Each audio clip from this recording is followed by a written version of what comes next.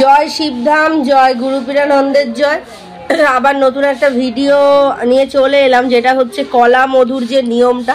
তো এরকম কিন্তু একসাথে থাকবে পুরো একদম। দেখো 9টা কলা কিন্তু একসাথে রয়েছে, কোনো ভাগাভাগি নেই। 1 2 3 4, এই যে দেখতেই পাচ্ছ। আর এই যে এখানে 5 6 7 8 9, পুরো 9টা কলা এরকম ভাবেই থাকতে হবে, ঠিক আছে। আর তার সঙ্গে মধু নিয়ে নেবে। তো এরকম ডাবর হানির মধু নিলে ভালো হয়, যতটা ভালো কোম্পানির মধু নেবে ততটাই ভালো। তো এরকম মধু কলা নিয়ে নিতে হবে। এই মধুটা এফেক্টিভ জায়গা যেখানে সমস্যা সেখানে লাগাতে হবে, তা বলে মধু যেন কেউ খেয়ে না ফেলো। আর এই কলাটাকে দুভাগ করে খেতে হবে, সকালে একবার, দুপুরে একবার, আর রাত্রেবেলা একবার। তো আমি এইটা কলাটা এখান থেকে একটা কেটে নিচ্ছি, ঠিক আছে। নিয়ে এবার আমি খাবারটা গিলে খেতে হবে, তো তোমাদের দেখাচ্ছি।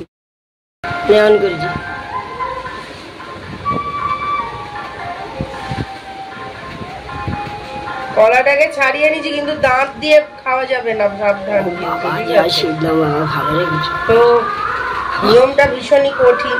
তো এই যে ছাড়িয়ে নিলাম, নিয়ে এই দেখো 2 ভাগ করে খাবে, কোনো 3 ভাগ 4 ভাগ যেন না হয়, মাত্র 2টো ভাগ করবে। যেমন ভাবে পারো ভাগটা করে নিলে, 2টো ভাগ হয়ে গেল। এবার গিলে নিতে হবে লজেন্সের মতো চুষে। তো তোমরা দেখতেই পেলে যে কলাটা কিভাবে আমি খাচ্ছি আর কটা কলা, সেটা তোমাদের দেখিয়ে দিলাম। তো এখানে আমি আরও একবার পড়ে শুনিয়ে দেব যাতে বুঝতে পারো। তো কলা ও মধুর নিয়ম বিধি, শিবধাম থেকে কলা ও মধুর যে নিয়ম বিধিটা দেওয়া হয় সেটা কিন্তু ডিটেলসে লেখা রয়েছে, তো সেটা তোমরা ভালো করে শোনো। 9টা কলা 3 দিনে 3 × 3 করে 3 বার 9 দিন ছাড়া ছাড়া খেতে হবে। মানে এই দেখো 9 দিন ছাড়া ছাড়া খেতে হবে কিন্তু, ঠিক আছে। 9টা কলা নিতে হবে, যেটা আমি প্রথমেই দেখিয়ে দিলাম।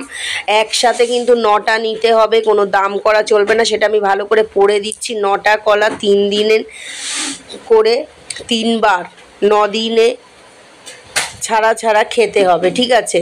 1 ছড়া থেকে 9টা কলা কিনতে হবে, যেটা আমি প্রথমেই দেখিয়েছি। কাঁঠারি কলা হতে হবে, দাম দর করা যাবে না, যা দাম বলবে সেই দামেই নিতে হবে, কিন্তু দাম দর করলে কোনো কাজ হবে না। 9টা কলার ছড়া ও মধু ধামে আনতে হবে, ও গুরুদেব তার মধ্যে শক্তি চালনা করে দেবে।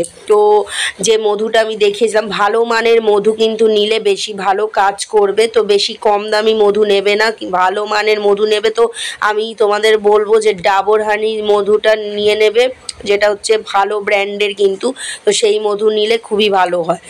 মধুর নিয়ম, মধু সারাদিনে 2 বার লাগাতে হবে শরীরের প্রভাবিত স্থানে, যেখানটা সমস্যা রয়েছে। বুঝতে পারছো কোথায় সমস্যা হয়, তো সেই জায়গাতেই কিন্তু মধুটা কিন্তু লাগাতে হবে 2 বার। সকালে স্নান করার পরে লাগাতে হবে, রাতে ঘুমাতে যাওয়ার আগে। যতবারই লাগাবে শুদ্ধ অবস্থায়, সকালেও শুদ্ধ অবস্থায় এবং রাত্রেবেলা যে মধুটা লাগানো হচ্ছে তখনও শুদ্ধ অবস্থায়। যত শুদ্ধভাবে নিয়ম করবে তত ভালো কাজ হবে, তাড়াতাড়ি ফল লাভ হবে।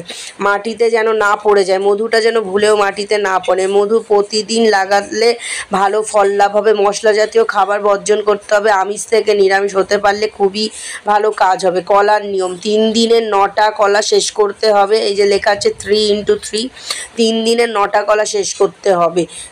দিনে 3টে করে কলা খেতে হবে, মাঝখান থেকে ভেঙে গিলে খেতে হবে, যেটা আমি প্রথমেই তোমাদের ভিডিওর ফার্স্টে দেখিয়ে দিলাম যে মাঝখান থেকে কলাটা 2 ভাগ করে খেতে হবে। চিবিয়ে খেলে কিন্তু হবে না, আমরা যেরকম নর্মালি চিবিয়ে খাই সেটা খেলে কোনো কাজ হবে না, পুরোপুরি গিলে খেতে হবে। লজেন্সের মতো যেভাবে চুষে খাওয়া হয় সেই রকমভাবেই কিন্তু খেতে হবে। আমি বলে দিলাম, আমি যেভাবে খাই সেটাই আমি তোমাদের শেয়ার করে দিলাম। প্রথমে 2টো ভাগ করবে, তারপর মুখের মধ্যে নিয়ে কলাটা দাঁত দিয়ে ভুলেও চাপবে না।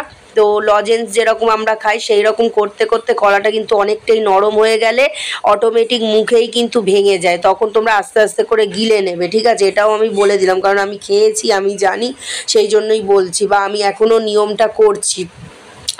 সকালে খাবার পরে, সকালবেলা খাবার খাওয়ার পরে, দুপুরবেলাও খাবার খাওয়ার পরে, রাতেও খাবার খাওয়ার পরে 3 বার কিন্তু খেতে হবে। মানে ধরো যেদিন পড়ালে সোমবার দিন দেখে যদি পড়াও বেশি ভালো হবে। ধরো সোমবার দিন কলাটা পরিয়ে নিয়ে এলে ধাম থেকে, তারপর তোমরা পরের দিন থেকে যখন শুরু করছো, সকালবেলা স্নান করে উঠে যখন নিয়মটা করছো, মধুটা যখন দিচ্ছ, তারপর খাওয়া দাওয়ার পরে যখন তুমি কলাটা খাচ্ছ, তখন 2 ভাগ করে কলাটা ওই একবার সকালে খেয়ে নিলে, দুপুরে আর রাতে একবার, একদিন হয়ে গেল, একদিনে 3 বার, আবার 2 দিনে 3 বার, 3 দিনে গিয়ে 3 বার। তো এই করে 9টা কলা 3 দিনে কিন্তু শেষ করতে হবে। তাহলে বোঝা গেল 3 দিনে 9টা কলা শেষ করতে হবে 3 বার করে খেয়ে এবং গিলে খেয়ে, ঠিক আছে। তো কলা খাবার আগে শিবধাম প্রার্থনা আর মহামন্ত্র বলে তারপর খেতে হবে। এই যেভাবে নিয়ম বলা হয়েছে পাই টু পাই যদি সেইভাবে নিয়ম তোমরা করতে পারো তাহলে একদমই রেজাল্ট পেয়ে যাবে, নিজেরাই বুঝতে পারবে যে পাইলসের যে সমস্যা রয়েছে সেটা কিন্তু পুরোপুরি নির্মূল হয়ে যাবে।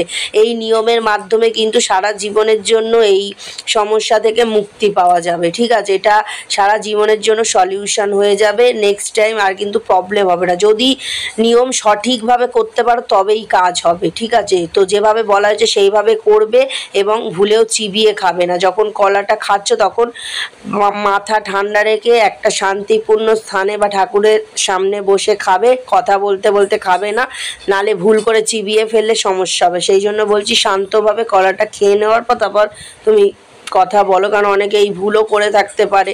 মন কিন্তু স্থিরভাবে রেখে নিয়মগুলো করতে হবে। তো এখানেই শেষ করছি।